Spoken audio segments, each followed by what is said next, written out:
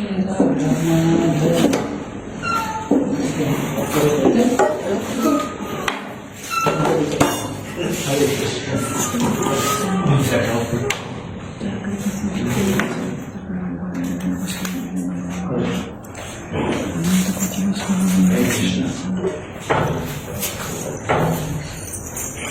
last question? Yeah.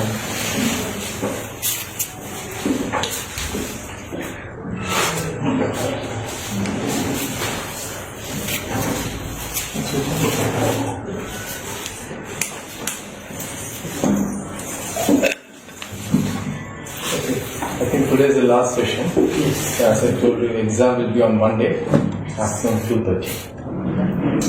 Thank you so much, Maharaj. Thank you so much for your kind association.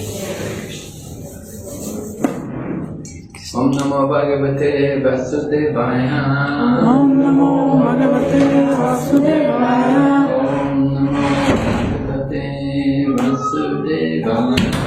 Om Namo Bhagavate Vasudevaya. Om Namo Bhagavate Vasudevaya. Om Namo Bhagavate Vasudevaya. So we're on chapter 18 here, the 6th canto. We're hearing about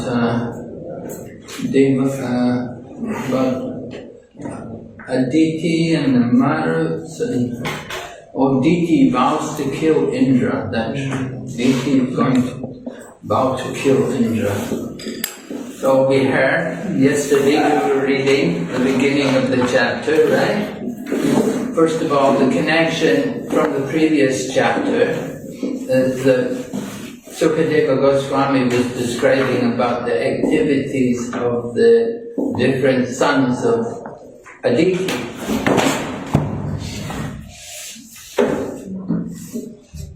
The different sons of Aditi, and we heard about Twasta, the sons of Aditi, right? And now, going on, we're hearing about,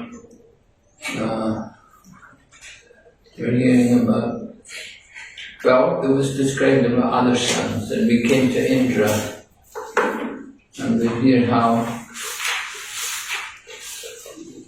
Diti wants to have a son to kill Indra.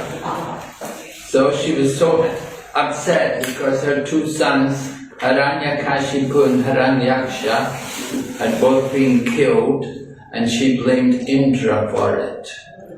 So she began to plan how she could get her husband to give her a benediction. Of course, benediction she wants is to have a son who can kill Indra. Right?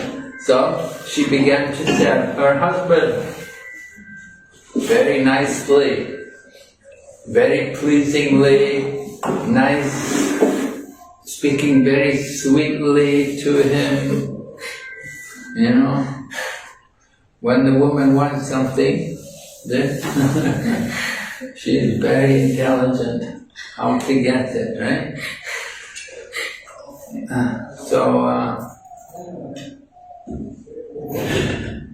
Kashyapa, the husband, he became captivated, he became allured by the behavior of Diti.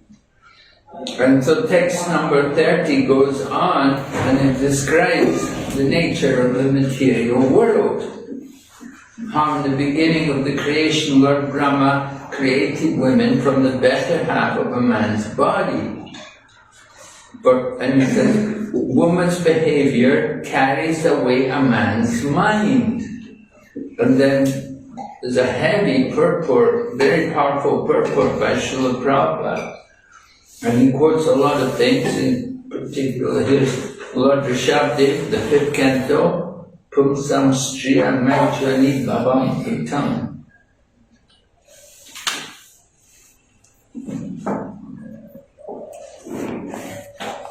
And then you get 9th canto Srimad Bhagavatam.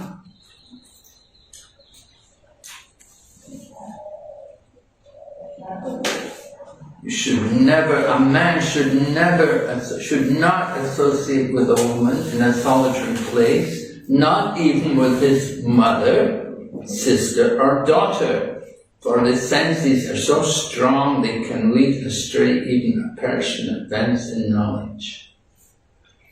And then ekanta bhutani, meaning what?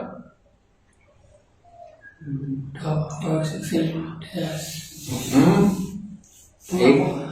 sexual desires, one should avoid the company of woman as far as possible. Detached. Ekanta bhutani. Detached, right? Detached from the of course the hardest thing, the main thing to be detached from is the company of the opposite sex. We should avoid the opposite sex as far as possible.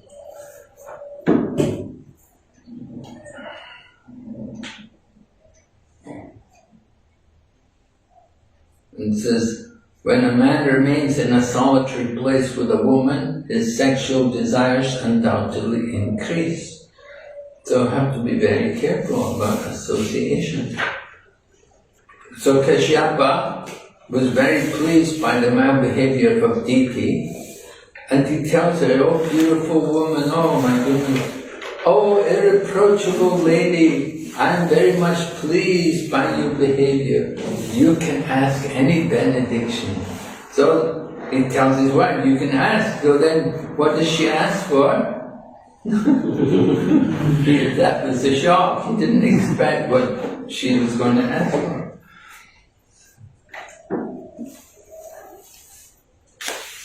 Husband represents the Lord as the object of worship for a woman.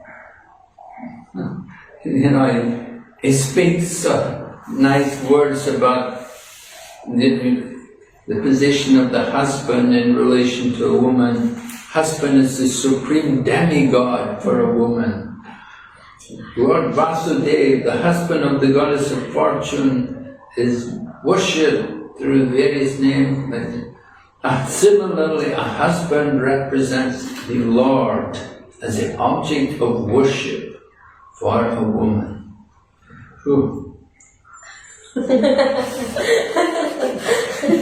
We don't usually find it to be quite like that, you know. That can usually be something very different. Anyway, purport, Prabhupada said, a woman, if women who are usually very much attached to their husbands worship their husbands as representatives of Vasudeva, the woman benefits. Just as Ajamil benefited by calling for Narayana. So if a woman, you know, not that, you know, usually, well, sometimes a woman, for some time they may worship their husbands, but not all the time, you know that, you know, the relationship varies.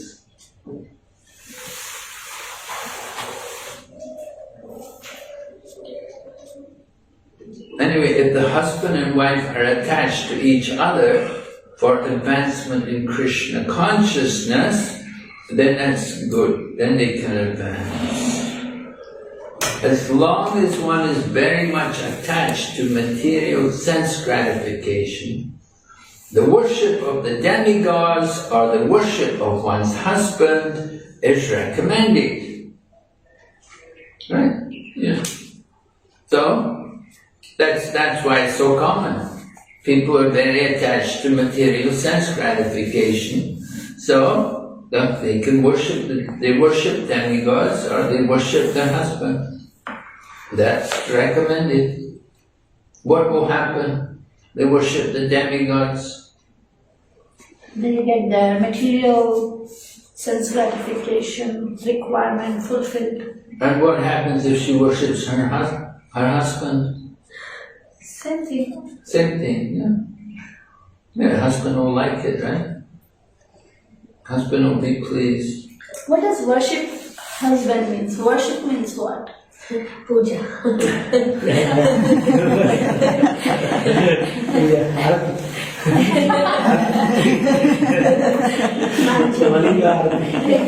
have our system to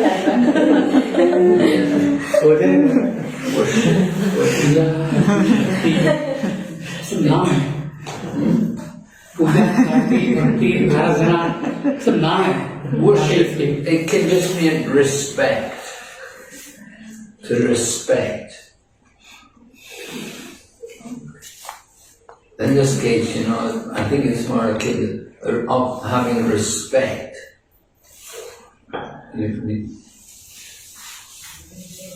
Not arguing. It's a common problem.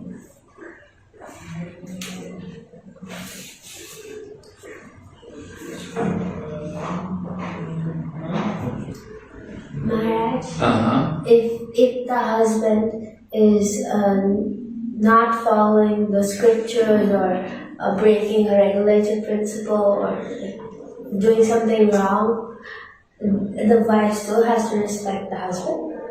Yes.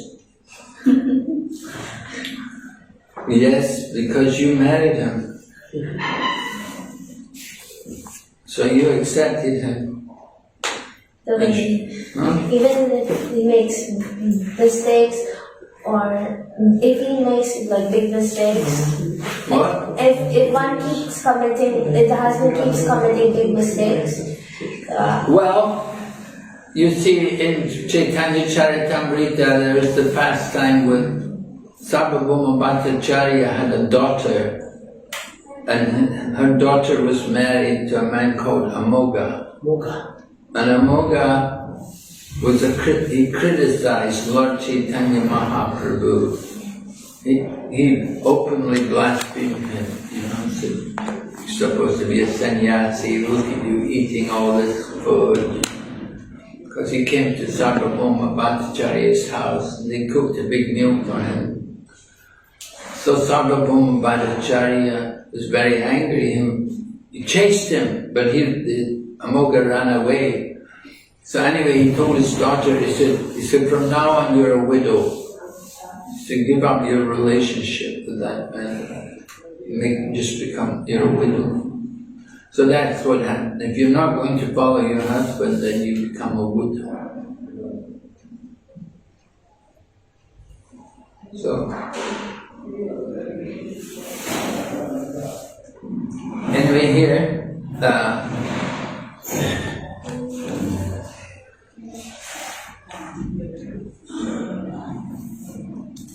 this is Kashyapa is telling Diti, he's praising her, and he's saying you should devoutly worship your husband as a representative of Vasudeva. And then he tells her, because you worship me with devotion, considering me a representative of God, I shall reward you by fulfilling your desires. And then Diti tells what her desire is. And she tells her husband, I have now lost my sons. If you want to give me a benediction, I ask you for an immortal son who can kill Indra. I pray for this because Indra, with the help of Vishnu, has killed my two sons, Hiranyakashipu and Hiranyaksha. Right? So this is Diti's desire. So, Amrityam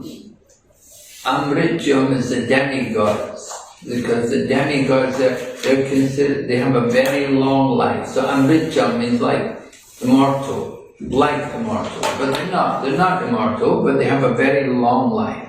They don't die like ordinary human beings. They have extremely long duration of life. So they're called Amrityam, or sometimes they're just called Amara, means deathless.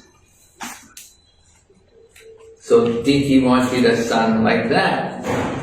She wanted a son who would be equal to the demigods. And at the same time he has to be able to kill Indra. So when Kashyapa heard this, then he's not very happy. Naturally, he's a saintly person, and he's one of the Prajapatis. He's supposed to help populate the universe. And here his wife, Diti, wants to kill somebody. So he said, now I face the danger of the impious act of killing Indra. And so Kashyapa didn't want to do anything impious.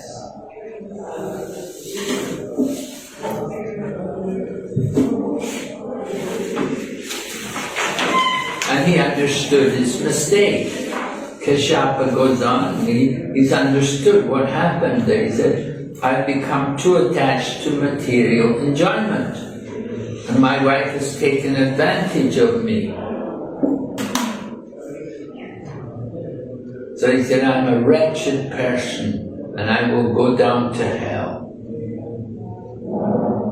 And his wife had tricked him in some ways, because he never thought she would want something like that.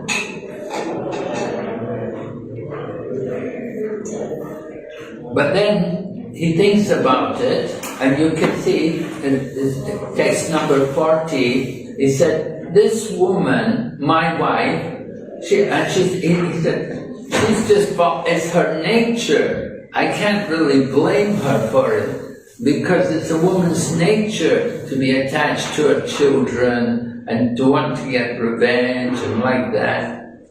But he said, I'm a man, all condemnation upon me. If I'm not conversing with what is good for me, because I could not control my senses. So, it seems to be different for men and it is for women. I was reading one article that came up somewhere about a court case. The man put a case against his wife, that the wife had been cruel to him. The wife had spoken unkind and harsh words to him, and he was suing his wife. He was suing her. They were big people, very wealthy people. She was like an actress or something. And, he just said the wife, was just so dominating and so nasty, and words would cut him to pieces. Oh, the Johnny Depp. Huh? Johnny Depp case. Yeah, the actor's name is Johnny Depp. What's the name? Johnny. Oh, I don't remember the name. Yeah. But you It read was a about big case. Huh? Between husband and wife, there was a big case, yes. Yeah. Anyway, he made a case against her for being violent against him with her nasty words. Maharaj, last year one software engineer committed suicide in Bengaluru due to divorce issue, and that issue came in Indian Parliament that men are being victimized in marriages also. Men are also being victimized in marriages. What? Men are being victimized in marriages. Men are being victimized in marriages. Protection. Yeah, it can work both ways. Sometimes, some women are very dominating, very powerful, And of course, in India, generally, the man is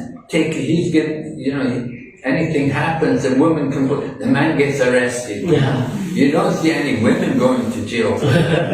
When you go to the jail, there's a lot of men in jail for things like that. That they've done something happened with it, and the wife put a case against them, they're arrested, they're in the jail. You look at a woman the wrong way, they'll get you, In India, they're very strict about protecting the women. But sometimes it's the women who are off, Sometimes. It can go both ways. Sometimes. So Kashyapa, anyway, he says it wasn't her fault, she's just a woman and that's her nature. But he said it was my fault that I could not control my senses. He became attached to all the service he was getting from her. And in this way, he thought I should give her some blessing.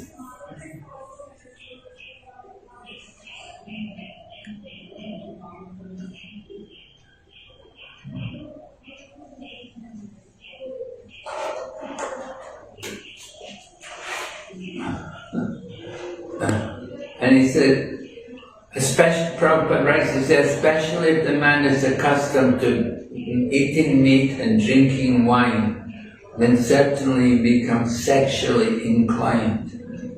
And then he says, sexual inclinations are meant not for spiritual progress, but for gliding down to hell. So, householder life is very risky unless one is trained, and the wife is a follower of her husband. A husband should be trained also, the very beginning of his life. Right? Komar Acharya Prana. From the beginning of life, the man has to be trained. Brahmacharya, that is the training. And the women should also get trained. Brahmacharini, and women can also undergo training. Of course, they can also be trained at home. That their family at home will train them to be brahmacharini. And they will train them in doing things like cooking and cleaning, and serving. So, this is the problem today. Mother and father go out to work. Nobody's taking care of the children. Nobody's training them. Children are left at home. Maybe a maid is there. She'll cook some food for them. But mother and father are both working. Nobody taking care of them. So the children grow up without any real training. And you go to school, you don't get any training in schools. In schools, what do they train you? I don't know how the international school does here. International school earlier would train, now no, they don't. Earlier we had cooking classes, Didi worship and all that. But now the cooking class, I don't know if it's happening.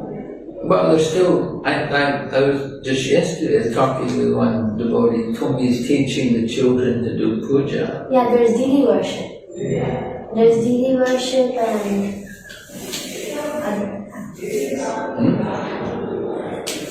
it's changed. Earlier there was one Gurukul meant for girls just to cook, clean and train. So it is more academics. Like as you grow, there's more pressure on academics.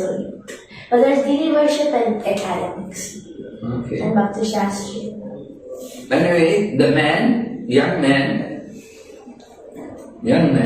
brahmachari, should be taught to be expert in Bhagavad Dharma, devotional service. Then, when he marries, if the wife is faithful and follows him, then the relationship will be good. But if Narayani was speaking about it in one of her lectures I was hearing. She was saying about how in India and Bangladesh and like that, they have arranged marriages. And somebody was questioning, how could you get married to somebody you don't know? So the person said, well, he said, usually, you people, Westerners like that, you fall in love and then you get married. And then after marriage, then you fall out of love. But in the East, people get married first. And then, by service, then they develop some love for each other. So the love comes better that way, rather than just, you like each other or you're attracted to each other. into sex desire. That's not very good. It's not. It's better that, arranged marriages, the couple meet and then get married and then they make a relationship. But if they know each other before marriage, then it's very difficult. If people have a relationship before marriage, often the girl's pregnant, so they go and get married. And it's a very, very bad start to the marriage. And then they want to have a good relationship for very long. After some time, they'll get divorced. And that's why you have a lot of broken marriages. So the relationship between men and women is very important. So Prabhupada quotes Srimad Bhagavatam, householder life in the Kali Yuga is extremely dangerous unless both the wife and husband take to Krishna consciousness. So both the wife and the husband, you have a lot of times that the woman's a devotee, man's not a devotee. Very difficult. And people say, "Oh, how can I make my husband a devotee?" Very difficult. Man's been eating meat his whole life, can't get him to stop.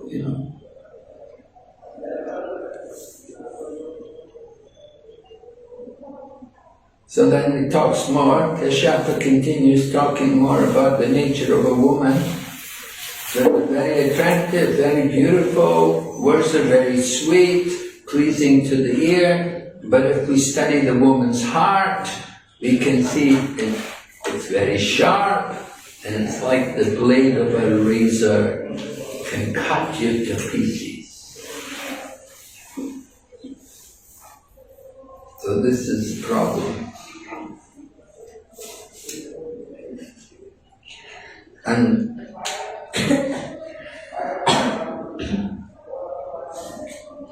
the nature of the woman is her body and everything is made to be attractive. And especially when they're in the teenagers' time, the time of teenagers, 16, 17, like that, that's when they're very attractive to men, teenage women. So a woman's face is like the lotus flower.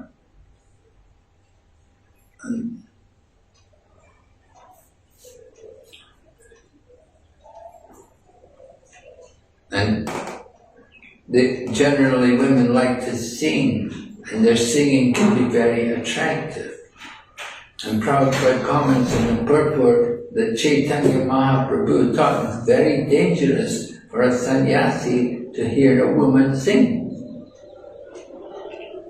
To hear the voice of a woman or to see her face certainly becomes attractive and is sure to fall down. So you can see the Islamic culture, they have that, the women cover their face. You can't see the face of the woman. Only the husband sees the face. They cover their face. They have that dress that they wear. Women in Hindu society, they're also supposed to be chaste. Supposed to wear the sari in a way to cover the body. But a lot of times they wear the sari to reveal the body rather than cover the body. So you get that problem.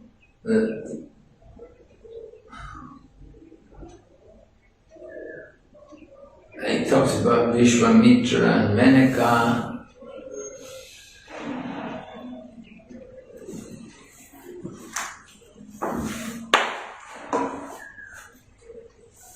So a woman's bodily features are very attractive, her voice is sweet, so it's a trap for a man. And when a woman comes to serve a man, she should be considered to be like a dark well covered by grass. A dark well covered by grasses. When the woman coming to serve a man, and who can understand the heart of a woman?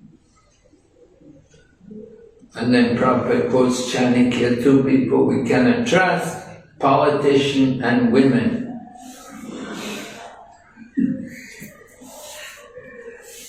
Prabhupada said these are authoritative Shastric injunctions, and we should therefore be very careful in our dealings with women.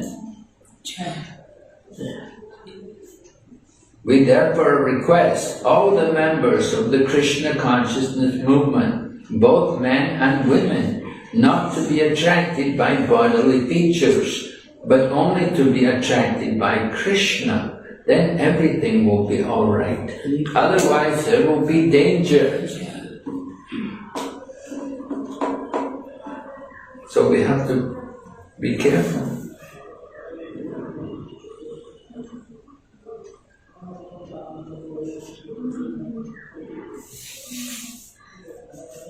In 42, text 42, for their own purposes, women will try to deal with men to get something for their own interests. The women are supposed to be very saintly, but sometimes they will even kill their husbands, or their sons or brothers, or cause them to be killed by others. So women are meant to be protected. That is the position of women. They should be protected by men. And then their natural inclination, which is to be self-interested, will not be manifested.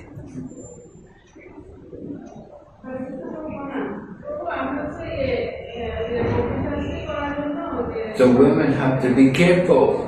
They should not be free to manifest their natural tendency for gross selfishness.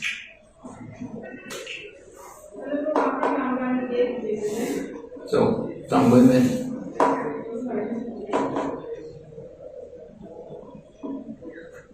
So not only women but also men we're in the bodily concept of life. The man may be advanced in spiritual consciousness, then the bodily concept of life will go. Right? If we are Krishna conscious, if we're in the spiritual consciousness, then we won't be in bodily consciousness.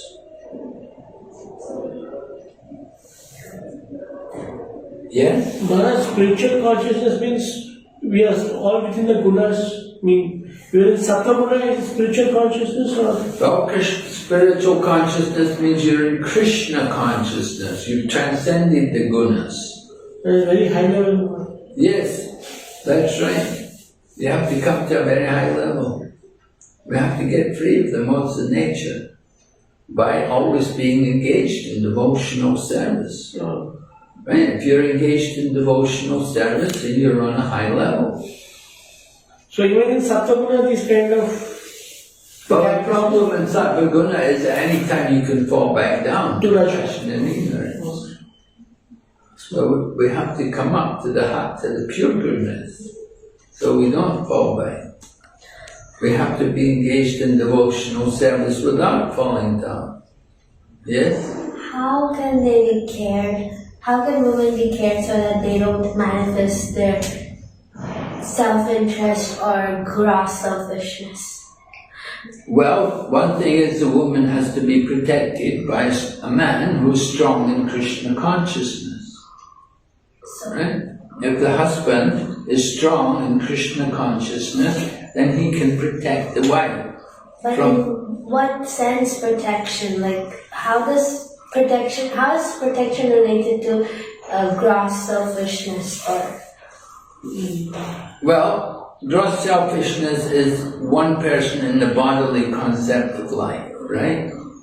So that one person who's in the bodily concept of life, he has to be protected by another. Now sometimes the wife has to protect the husband. It's not all the time the husband protects the wife. Sometimes the husband's in Maya and the wife has to protect him.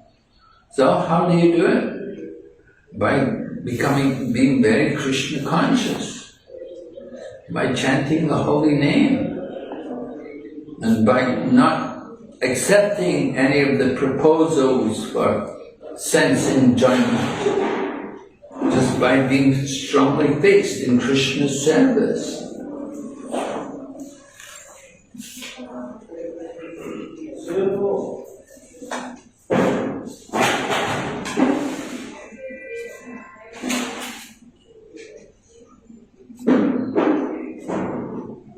Prabhupada writes, we should see all women as spiritual units, whose only duty is to satisfy Krishna.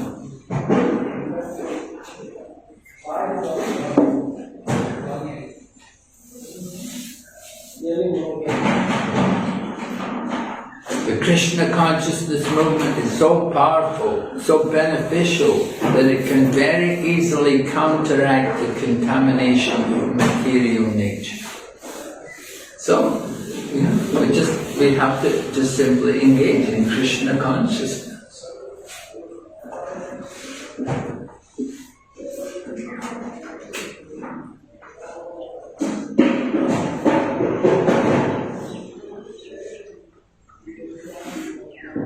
So Prabhupada said, Krishna consciousness, however, provides first-class training for a man or a woman. A man should be trained to be a first-class devotee of Lord Krishna, and a woman should be trained to be a very chaste follower of her husband. That will make the lives of both of them happy.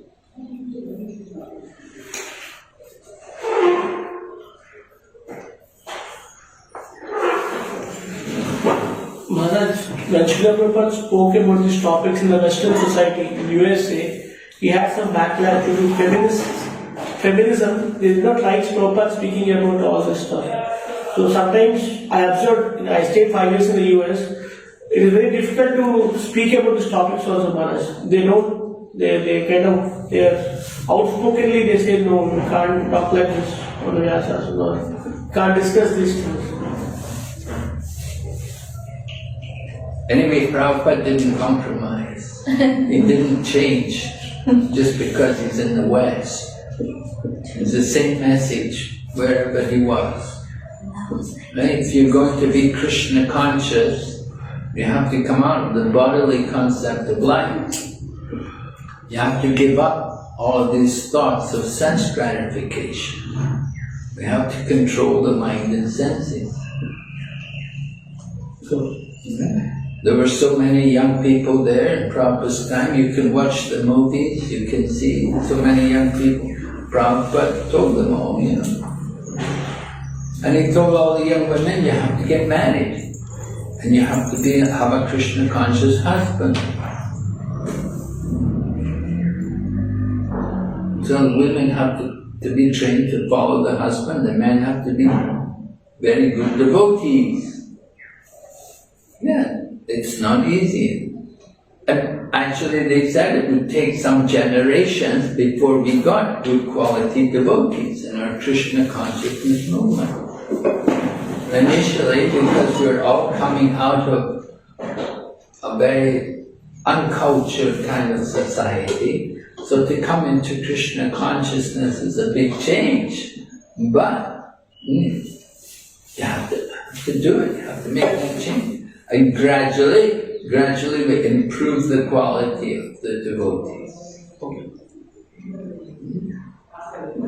Initially, coming from the mode of passion and ignorance, so coming up to the mode of goodness, and then going on to the mode of pure goodness. So it takes some time, but this is the program, you can't change.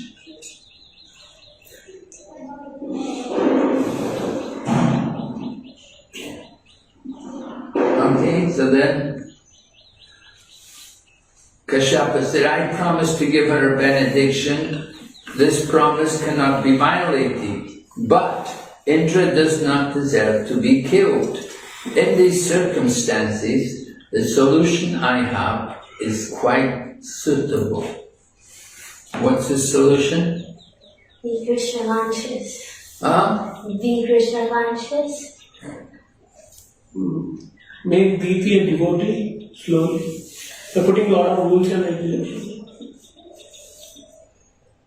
Well, his solution was, I shall train her in such a way that instead of always thinking of how to kill Indra, she becomes a Vaishnava, a devotee of Krishna. If she agrees to follow the rules and regulations of the Vaishnava principles, the unclean core of her heart will certainly be cleansed. So this is the process of devotional service. It can purify even the dirtiest class of men and transform them into the topmost Vaishnava. So, Diti, she's a powerful lady. She's not an ordinary lady. She's one of the wives of Kashyapa Muni. She's already given birth to people like Hiranyakashipu, Hiranyaksha. So, Kashyapa wants to change her a little bit, make her a devotee, right? He wants to change her, clean her heart, get her to follow the Vaishnava principles. So even the lowest class of men can be changed. Brajendra Nandana ye sachi sutahaila he Balaram Lonitai Dinahina Yatachilo Harin Udarilo. Yes, Dinahina means very fallen souls. They can be delivered by the power of the holy name. And the example is there, Jagai and Madhai. So that's the power, the holy name. Lord Chaitanya came to deliver the fallen souls.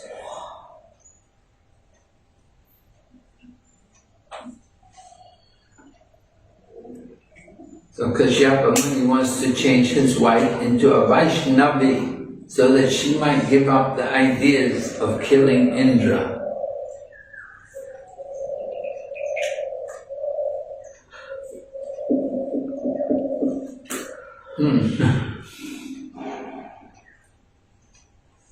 And then talk about falling down. Because in the course of practicing devotional service, sometimes you fall down, right? Sometimes you get angry. Sometimes, sometimes you do things wrong, But so Kashyapa Muni thought that even if someone falls down while practicing Vaishnava principles, he is not a loser. That's of course there in the Bhagavad Gita. A little advancement made can save us from the greatest danger. So Kashyapa Muni is planning to teach his wife to become a Vaishnava because he doesn't want Indra to be killed.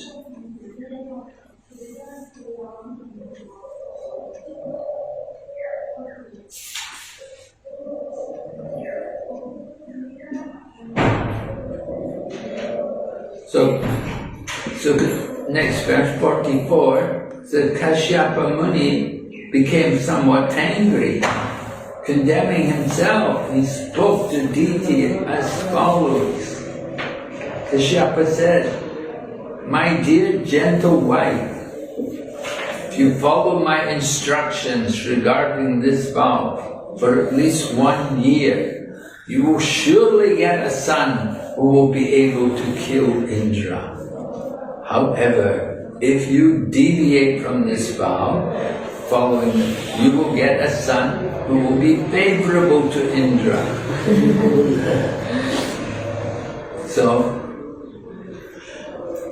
So this is the story, right? This is what happens. For 1 year, she has to follow this vow.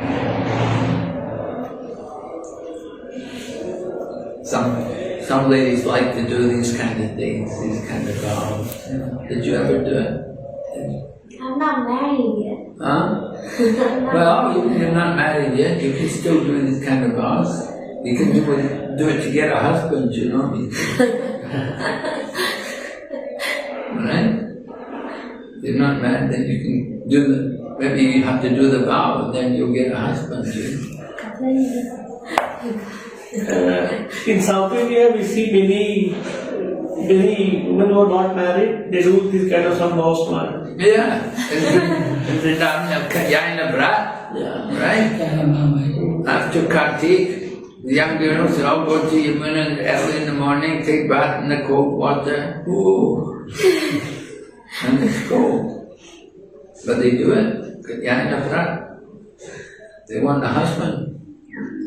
So, anyway, Diti is going to be instructed by her husband to do this kind of thing. And Indra is going to be watching her to see if she will if she will make any mistakes. Because if she follows it strictly, she'll get a son who can kill Indra. But if she makes a mistake, then she'll get somebody who's a friend of it. So, it's very nice because the things she has to do are very powerful, very purifying. So Diti said, all right, I accept your advice, I agree, I'll do what you say. Tell me what I have to do, what is forbidden. Please clearly tell me all this. Because she's eager to get the son who will kill Indra. Let me know what the vow is, how I have to follow it. I promise I will do the needful and not break the vow. Prabhupada says, end of the purport, by nature a woman wants to be a follower of a man. Therefore, if the man is good, the woman can be trained for a good purpose.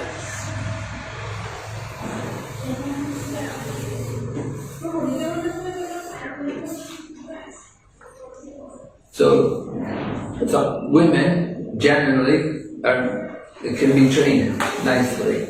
They'll do what they're told. I have a question. So here it's actually between husband and wife. If nature of a woman is to follow a man, and it don't have to be always husband. It can be a father. It can be a spiritual master also. Yeah. So sometimes if the husband is not a devotee or something, that woman follows spiritual master, and then it is okay for her, for her spiritual life. Yeah. She follows the guru. Yeah, it don't have to be exactly husband. The husband gets some benefit. Yes. But I heard that when a husband does something pious or spiritual, the wife gets 50%, but whatever the wife does, the husband... Yeah, they share each other's pious and No, but I heard that whatever negative the wife does, the husband gets 50%. Like the husband does not get the positive of the wife. No, he does. He does? Karma-wise maybe, but The husband and she's wife, going to temple and they share each other's pious and sinful activities. I heard of sinful activity, I heard only the wife goes to the husband. No, not only the wife. The husband and the wife, they share pious activities of each other. Right? Just like the husband's working, he shares his money with the wife. The wife's working, put the money together, right? They don't say, this is my money, you've got your money.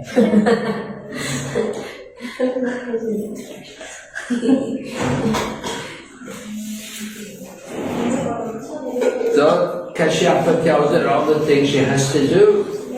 Do not be violent, don't cause harm to anyone. Don't curse anyone, don't speak lies, Do not cut your hair and nails. Do not touch impure things like skulls and bones. Not cut nails for 1 year? Yeah, That is really gross. bit of an austerity, yeah. You don't cut your hair. Hair is a bit of nails. How is not cutting nails being clean? Well, in Chaturmasya also they don't cut hair. Also on Ekadashi it is said you should not cut your hair or nails or oil. It's a bodily thing. Yeah, don't pay attention to your body. That's what it is. Little girl. So Kashyapa Muni's instruction that his wife not be envious indicates that this is the first stage of advancement in Krishna consciousness. Kashyapa desired to train his wife to be a Krishna conscious person. This would suffice to protect both her and Indra.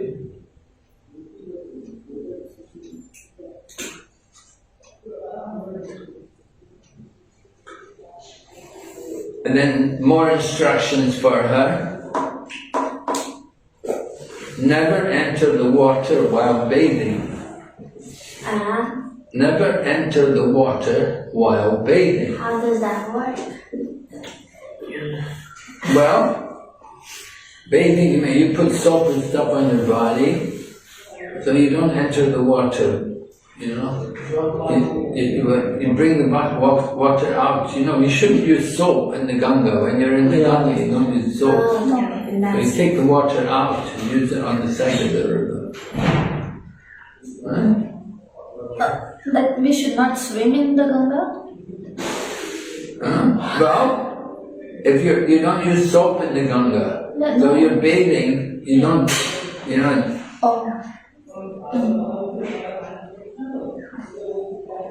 After bathing, she can enter. It says never enter the water while bathing.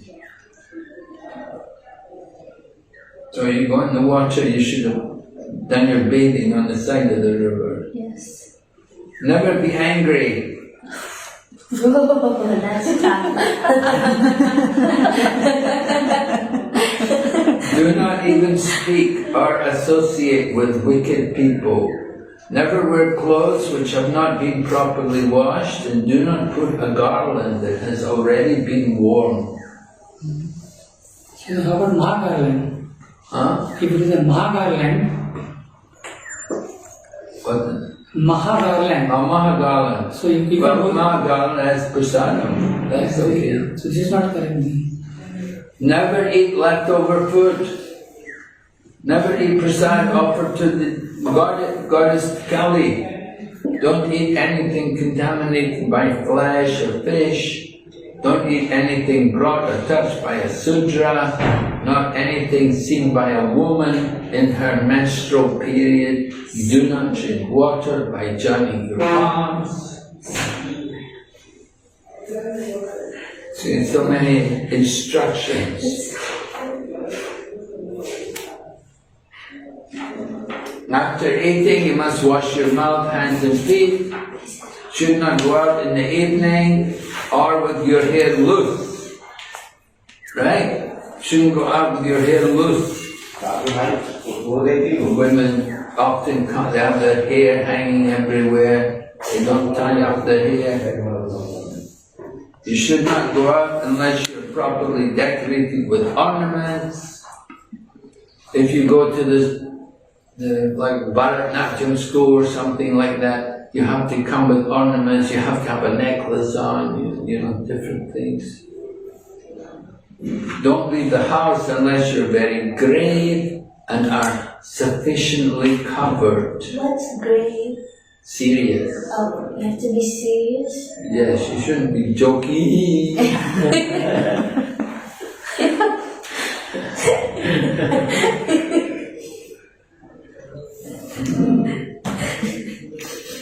Should not lay down without having washed both your feet, or without being purified, nor with wet feet, or with your head pointed west or north.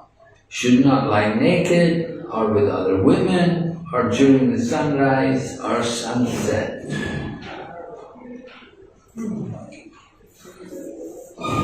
Oh, so many things. Putting on washcloth, being always pure, adorned with turmeric, sandalwood pulp, other auspicious items before breakfast, worship the cows, the brahmanas, the goddess of fortune, and the Supreme Personality of Godhead.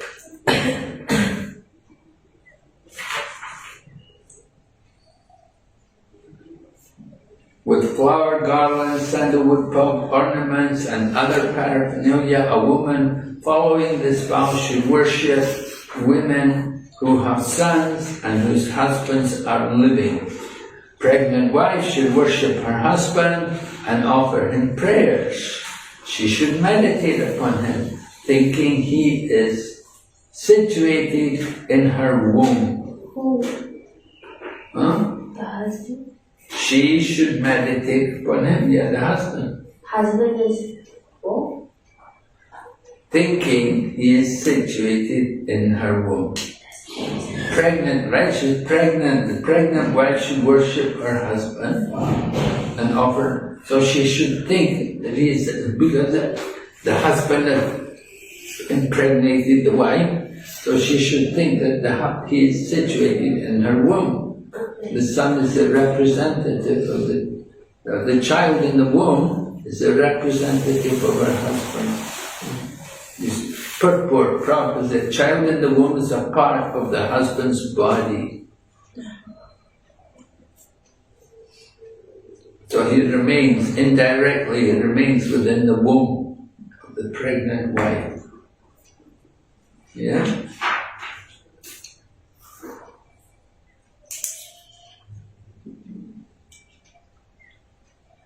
And then you have to perform the ceremony with faith for at least 1 year. Then you will give birth to a son destined to kill Indra. But if there's any fault in the discharge of this vow, your son will be a friend of Indra.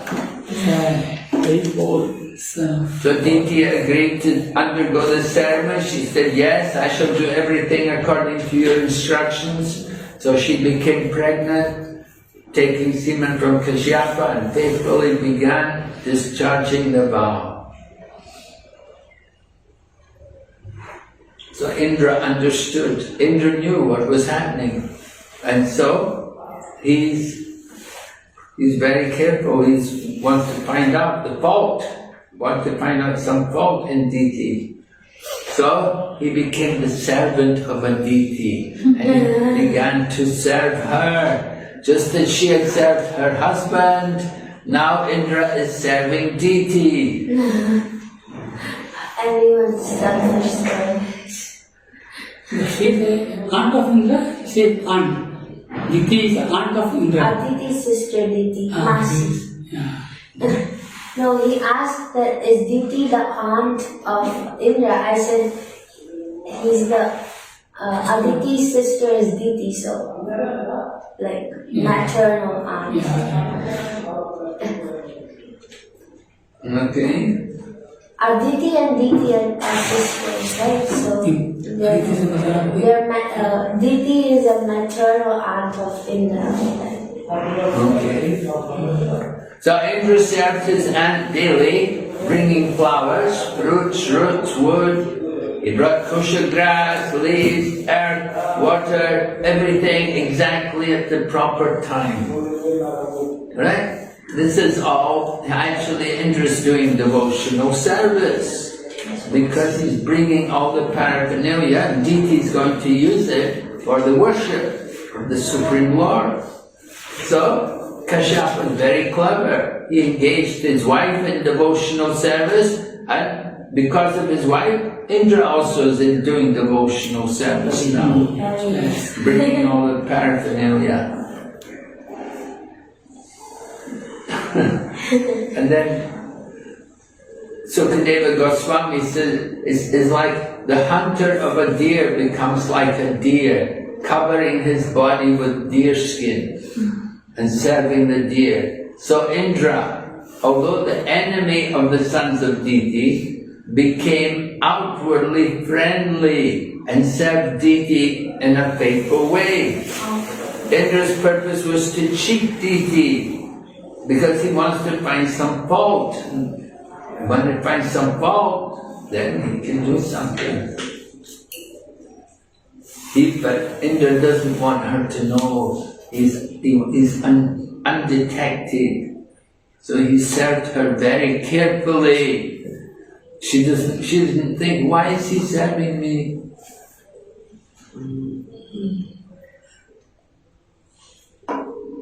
So Indra could not find any fault, and he thought, oh, this is a problem. Because if she doesn't do anything wrong, then she'll get a son who can kill Indra.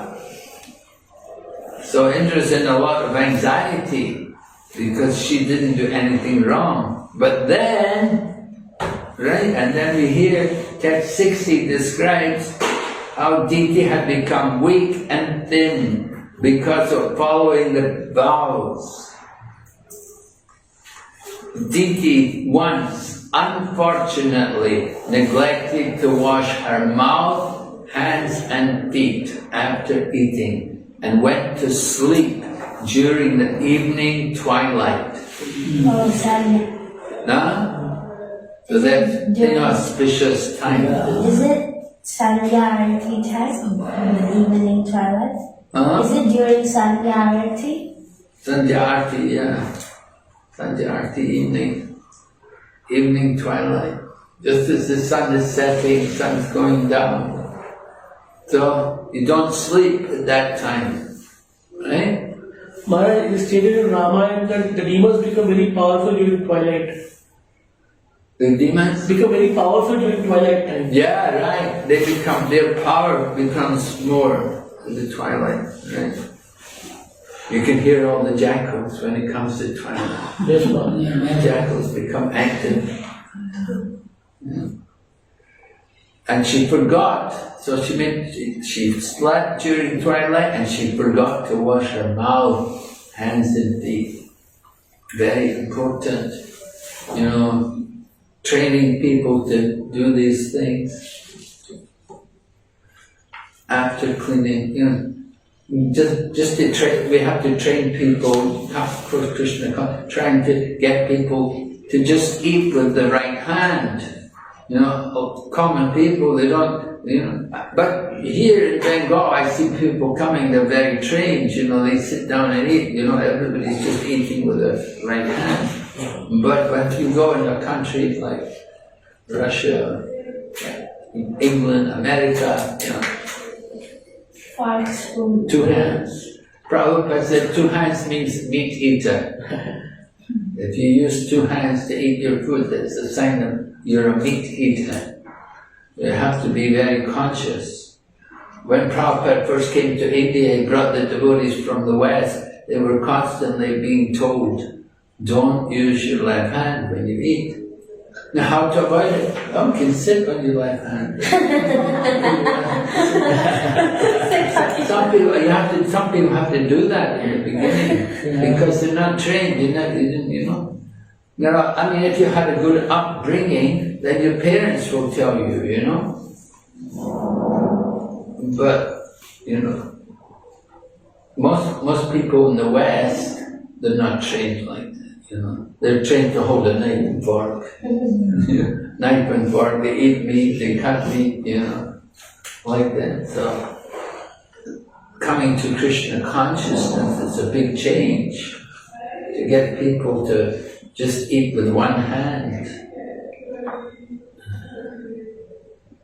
So she didn't wash her hands, didn't wash her mouth, didn't wash her feet, went to sleep when the sun is setting. You don't want to do that, right? So Indra saw this. So Indra's watching, he saw she done something wrong. So Indra's got yoga siddhis and he made himself very small and he entered Diti's womb while she was unconscious. And she was asleep. And Indra enters into her womb And what's he going to do in his womb? In her womb? What's he going to do? Chop it into 7 pieces. But Kashyapa said that if she makes a mistake, they automatically become Indra's friend. So why does he have to go kill them? They're anyways, even if it's one person, he's gonna be... Well, Indra doesn't know all this. Before becoming friend, he thought it's better to kill, right? He don't need a friend. He doesn't need a friend. Huh? What did you say? I said, why Indra has to risk his life? He may not become right. friend. He's risking. So he made sure he wants to kill the child. Just in the kill womb. him done. So he goes in the womb and he's got his thunderbolt weapon, you know. So why didn't he kill when she did not commit a mistake? He could not enter. Oh, Because she's following everything properly. so he couldn't enter because she was following strictly? Yeah, he was following. Well, he could have entered, but he couldn't just go and kill the child because she hadn't done anything wrong. You have to have a reason to be able to, you know.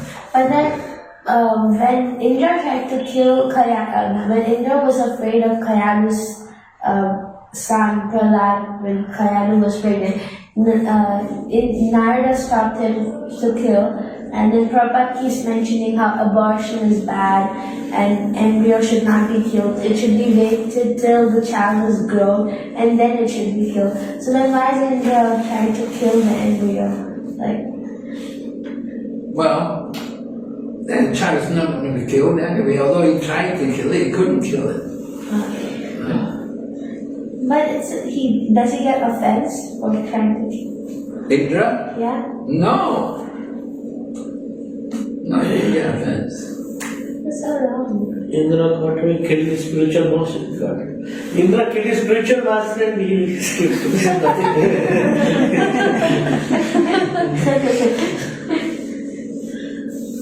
Anyway, he enters the womb and he cuts the embryo into 7 pieces. 7 different living entities began to cry. Do not cry. And Indra told them, do not cry. They were crying. 7 different living entities, they were crying. And then he cut each of them into 7 pieces again. So cruel. Huh? He said, do not cry, and he cuts them. So cruel. Yeah. So by his yogic power, first expanded the body of one Marut into 7. And when he cut each of the 7 parts into 7, there were 49. When each body was cut into 7, the other living entities entered the new bodies, and they were like plants which become separate entities, cut into various parts and planted on a hill. First body was one, then it was cut into many pieces, many other entities entered the new body. Okay, nothing. So they had cut the 7 into 7 more, and so 49. So they pleaded to Indra, said, dear Indra, we are the Maruts, your brothers. Why are you trying to kill us? Right? We are the Maruts. Why are you trying to kill us? And so they're also demigods. And you know. So when Indra saw that actually they were his devotee followers, he said, if you're all my brothers, then you don't have to be afraid of me. I won't harm you anymore.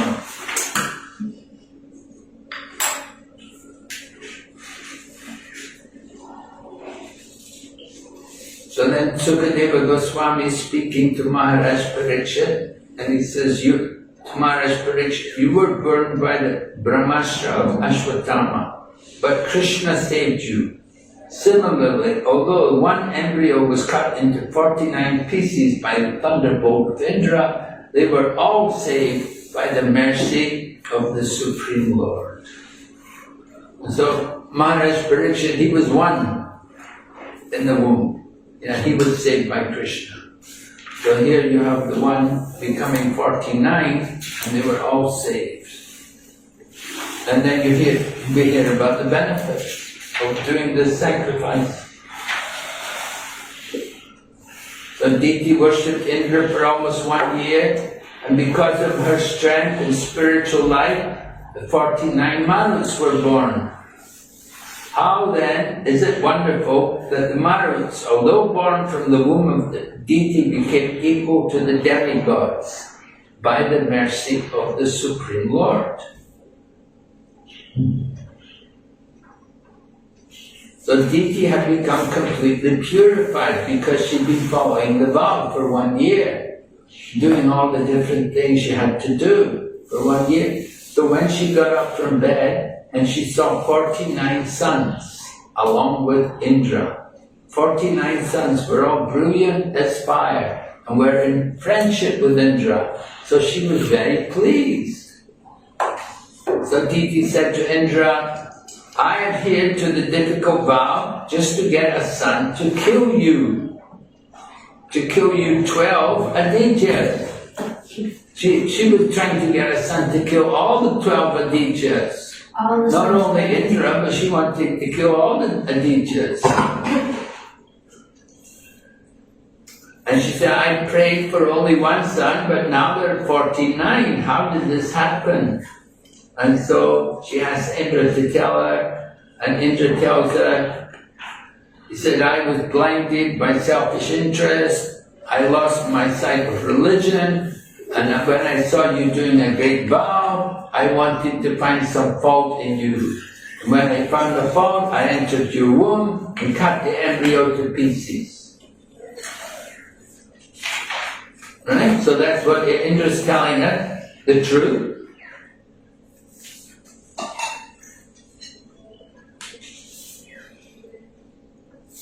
So both of them, instead of being enemies, they spoke the truth. This is the result, this is qualification that results from contact with Vishnu. Because they've both been doing devotional service.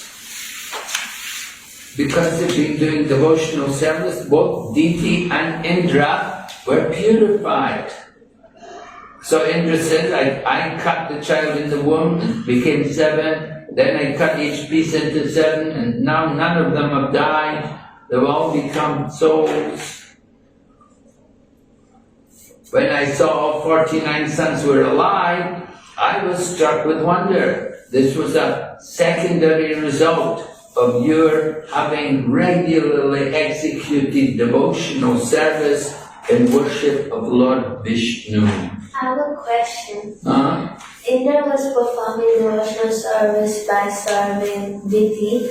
So how come he wasn't purified to think that, oh, let it be? If he was performing devotional service, he should also be purified. Why did he still have the tendency that he wanted to kill the Maruts?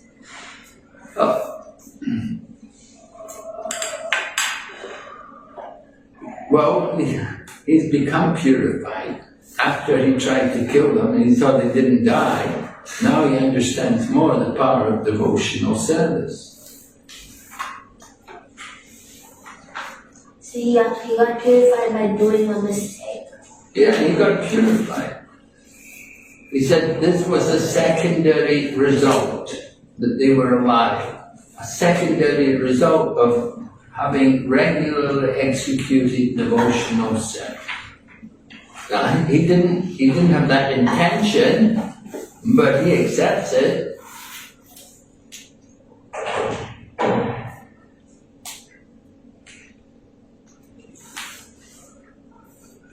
So this is the power of devotional service. This example can be given. You want to tell people about the power of devotional service, that although Indra's intention was to kill, he became purified. And he couldn't kill. Although these children were in the womb, they lived. So this is the power of the Supreme Lord. Someone pleases Krishna, no achievement is wonderful. Everything is possible.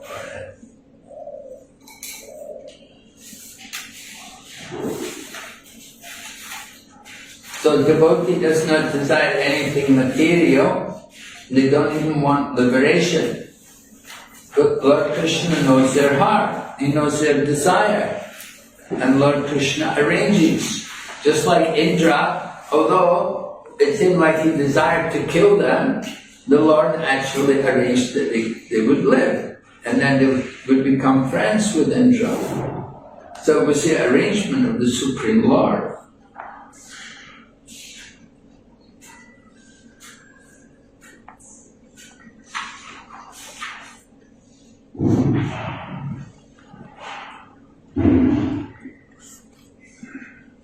So we should do devotional service, we should not have desire. Whatever desires we had previously, they can be fulfilled simply by the worship of the Lord.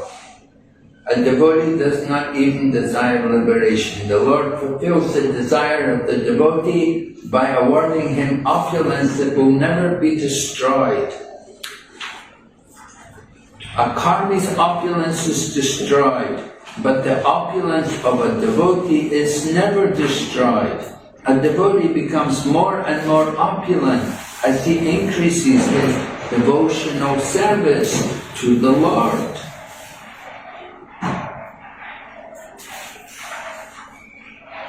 Right? The devotees become more and more opulent as we increase, as we do more service to Krishna. Krishna gives us more facility, gives us bigger temples, more devotees, nicer opportunities for preaching.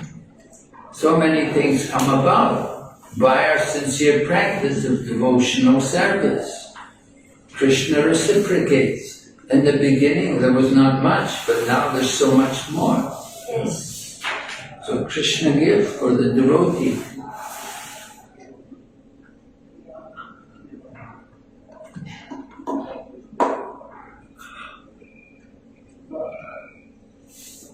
So a devotee should not bother to even think about material happiness. We just want to be the servant of the Lord, and we can get everything.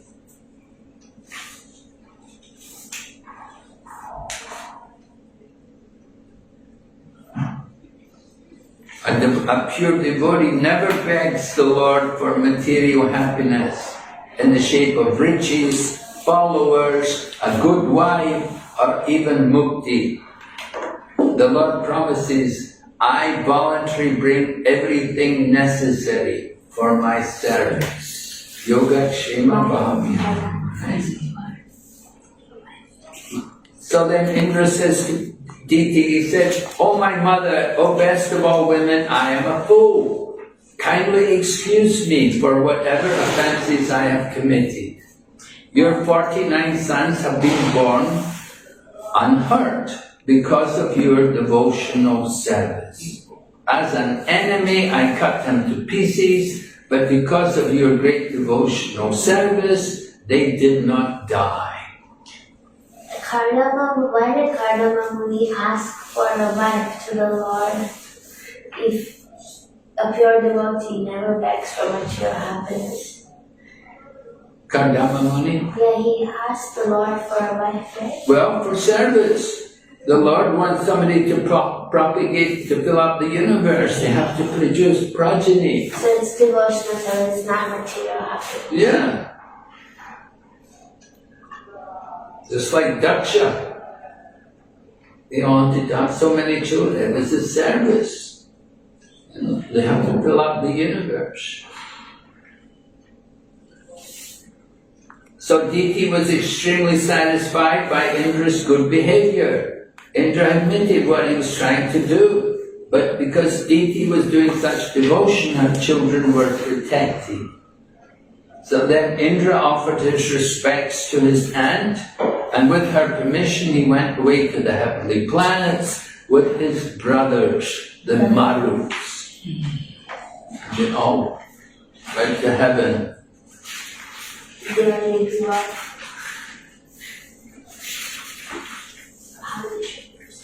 Alright, so Sukadeva Goswami tells, I have answered your question. Now you may inquire further, and I shall explain more. We're hearing about the sons of sons of Aditi. Okay, we'll take a break. Any questions on this chapter? Pretty straightforward. Only her. Got a lot of questions.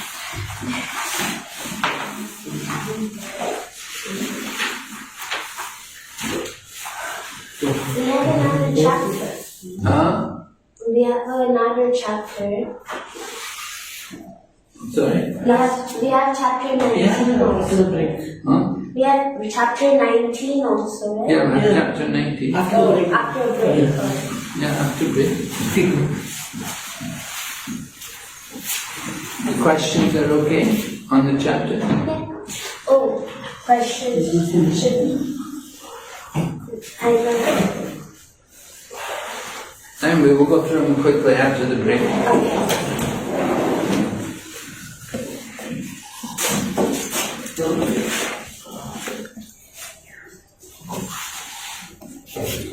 Okay.